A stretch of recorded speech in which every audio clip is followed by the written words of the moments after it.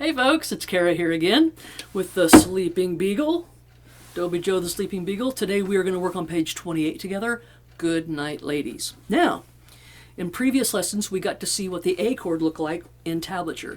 Today we are going to learn what the G chord looks like when it's in tablature, okay, in tablature form.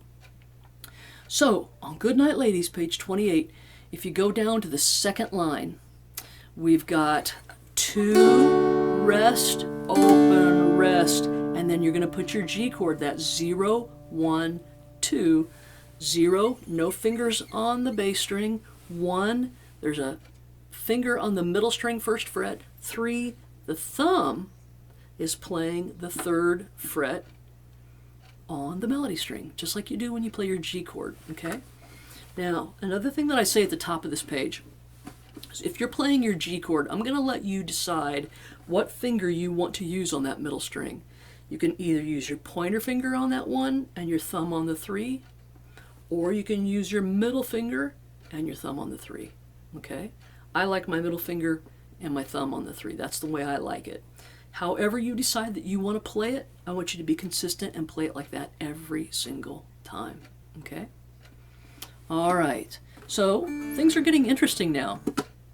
On the very first line, we've got an A chord tabbed out at the end of that line. Then on the second line, we've got a G chord tabbed out that we've got to play.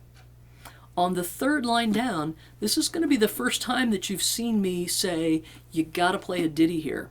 Okay, so no more suggestions on this song. I go back to suggesting them on other songs. But on this particular song, I've actually written out the ditty. So on the third line down on page 28, Good Night Ladies, the third line down, the first measure is this.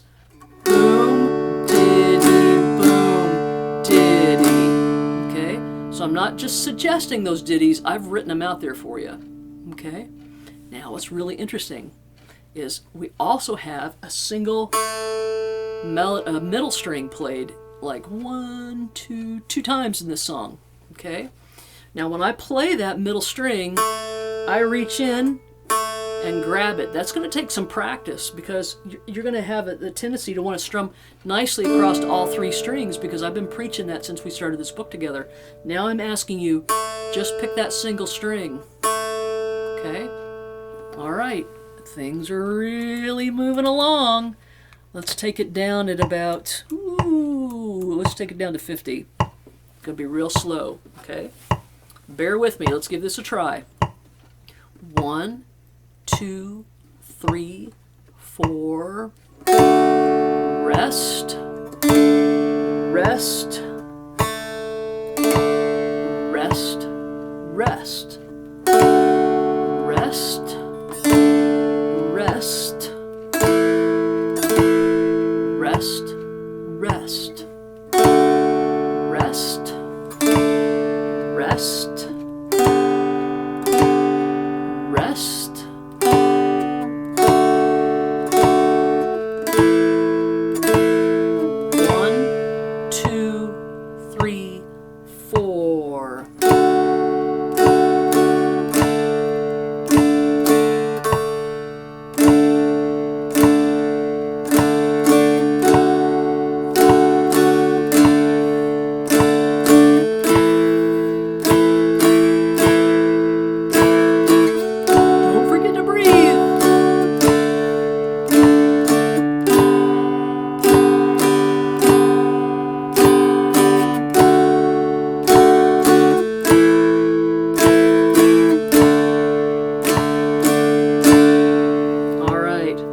When I came off of my G chord on that last line, if we look at that last line, we've got that whole measure of G's that we're doing boom ditties on.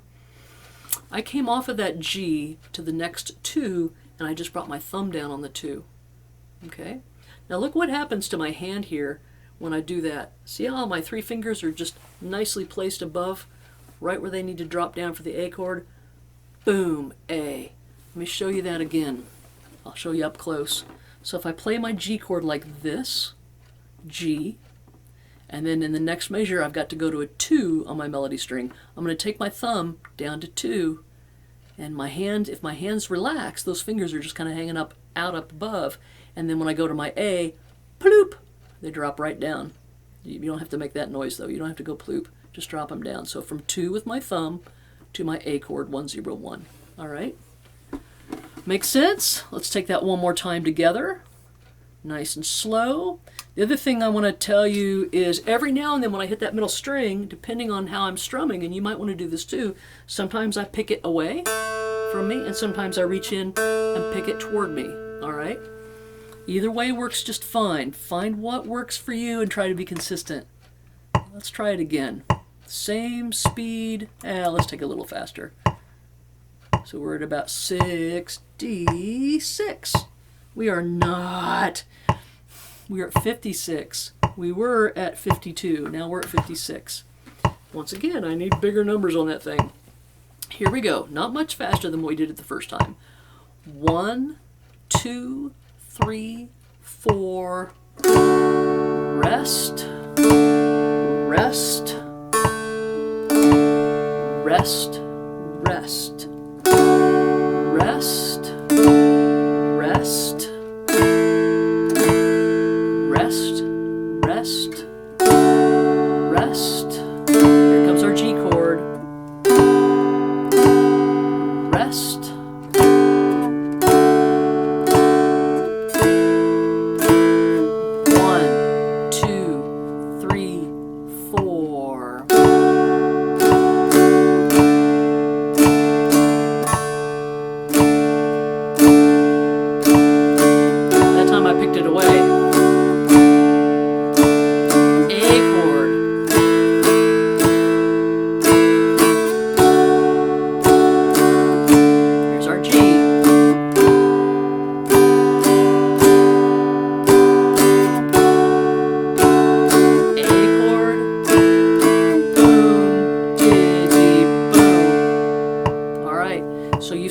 Those single notes in the middle on the middle string 2 different ways. You've seen me pick them away, and you've seen me pick them back toward myself.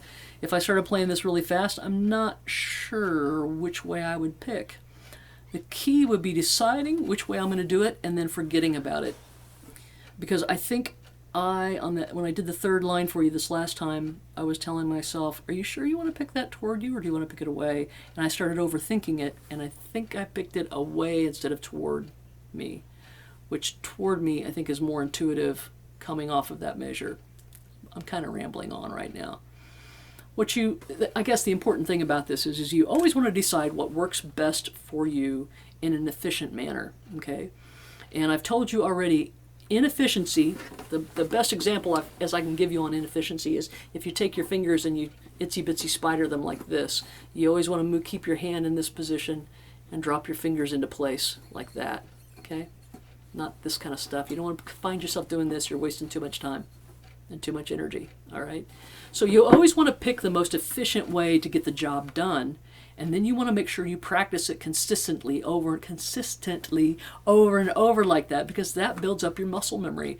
And when you've got the muscle memory built in, you can stop thinking so hard about stuff and just let your hands do the work for you. They will get to that point, I promise you, all right? Okay, at the risk of waking the beagle up, we're going to end this session. She's dreaming about dog bones and fast-moving squirrels right now, I bet.